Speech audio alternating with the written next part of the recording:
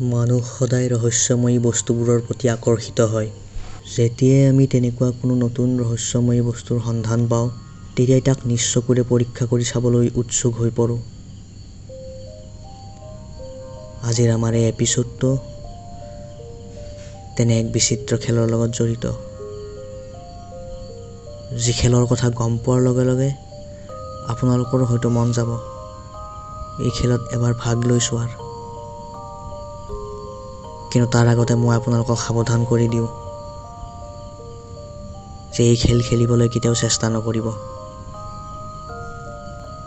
কোনো ধৰণৰ অন্ধবিশ্বাস বা উৰা বাতৰি প্ৰচাৰ কৰাটো আমাৰ উদ্দেশ্য নহয়। আমাৰ উদ্দেশ্য মাথো আপোনালোকক এণ্টাৰটেইন কৰা আৰু বেলেগ বেলেগ ধৰণৰ এই ৰহস্যময়ী ঘটনাবোৰৰ বিষয়ে আপোনালোকক অৱগত কৰোৱা। যি ভয়ানক খেলৰ বিষয়ে আজি আমি কথা পাতিবলৈ লৈছোঁ সেয়া হৈছে উইজা বৰ্ড। ইয়াক টকিং বৰ্ড নামেৰেও জনা যায়। এই বৰ্ডখনত A to Z এলফাবেট আৰু 0ৰ পৰা 9লৈ নাম্বাৰ লিখা থাকে। ইয়াৰ উপৰিও য়েছ আৰু নোৰ লগতে এক্সিট লিখা থাকে। এই খেল খেলিবলৈ এক সৰু চেপেটা বস্তু ব্যৱহাৰ কৰা হয়। ইয়াক প্লেনচেট বুলি কোৱা হয়।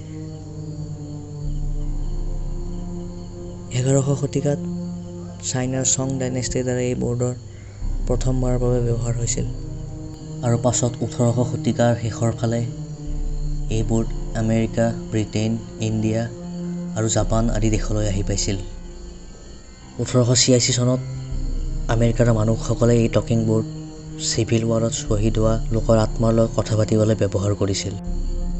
সেই সময়ত ধাৰণা আছিল যে টকিং বৰ্ডৰ সহায়ত নিজৰ প্ৰিয়জনৰ আত্মাক মাতি আনিব পাৰি আৰু কথা পাতিব পাৰি। এবাৰ যেতিয়া সেই আত্মা বৰ্ডত আহি পায়, তেতিয়া বৰ্ডত থকা প্লানচেট নিজে নিজে লৰচৰ কৰিবলৈ ধৰে আৰু আহ্বান কৰা সকলৰ প্ৰশ্নৰ উত্তৰ দিবলৈ আৰম্ভ কৰে। চন 1890ত এলিজা বণ্ডে এই টকিং বৰ্ডৰ পেটেণ্ট লাভ কৰে। 1901 চনত তেওঁৰে কোম্পানীৰ এজন কৰ্মচাৰীয়ে এই কোম্পানীটো টেক অভাৰ কৰে আৰু এই টকিং বৰ্ডৰ নাম উইজা বৰ্ড ৰাখে। সেই কৰ্মচাৰীজনৰ ভাষ্য আছিল যে তেওঁ এই উইজা বৰ্ডৰ নামটো এই বৰ্ড ব্যৱহাৰ কৰিয়েই পাইছিল। এই বৰ্ডখনৰ বিশেষত্বটো হ'ল ইয়াৰ সহায়ত যিকোনো আত্মাক আহ্বান কৰিব পাৰি, কিন্তু আহিবলগীয়াজন ভাল আত্মা হ'ব নে কোনোবা বেয়া আত্মা হ'ব তাৰ নিয়ন্ত্ৰণ আপোনাৰ হাতত নাথাকে। এই বৰ্ডৰ দ্বাৰা বহুতো দুৰ্ভগীয়া মানুহ ডেমনিক পজিশ্যনৰ চিকাৰ হৈ মৃত্যুমুখতো পৰিছে। পেৰানৰ্মেল ঘটনাৰ বিশেষজ্ঞসকলৰ মতে এই উইজা বৰ্ডে আমাৰ বাস্তৱ পৃথিৱী আৰু পেৰানৰ্মেল পৃথিৱীখনৰ মাজৰ দুৱাৰখন খুলি দিয়ে আৰু এবাৰ এই দুৱাৰ খোল খালে বৰ্ড ব্যৱহাৰ কৰা ঘৰখনত আত্মাৰ প্ৰৱেশ অতি সহজ হৈ পৰে।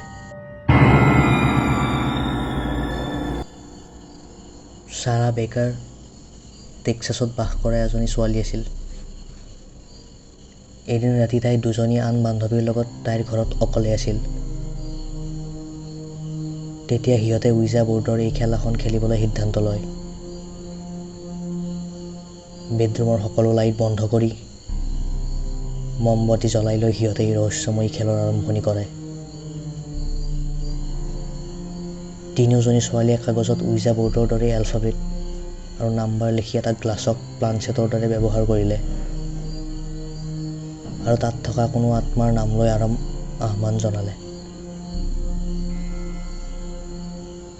ঠিক তেতিয়াই সিহঁতৰ গ্লাছটো লৰচৰ কৰিবলৈ ধৰিলে আৰু এটা এটাকৈ সিহঁতৰ প্ৰশ্নৰ উত্তৰ সেই আত্মাই দি গ'ল। কিন্তু শেষত যেতিয়া চাৰাই সেই আত্মাটোক ঠাট্টা কৰিবলৈ এটা ভিত্তিহীন প্ৰশ্ন কৰিলে, ঠিক তেতিয়াই হঠাৎ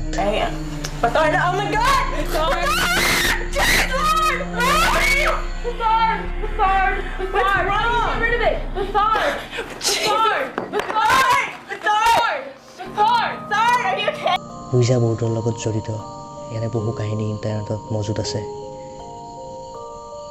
যিয়ে প্ৰমাণ কৰে যে এই খেলত কিবা নহয় কিবা ৰহস্য নিশ্চয় লুকাই আছে,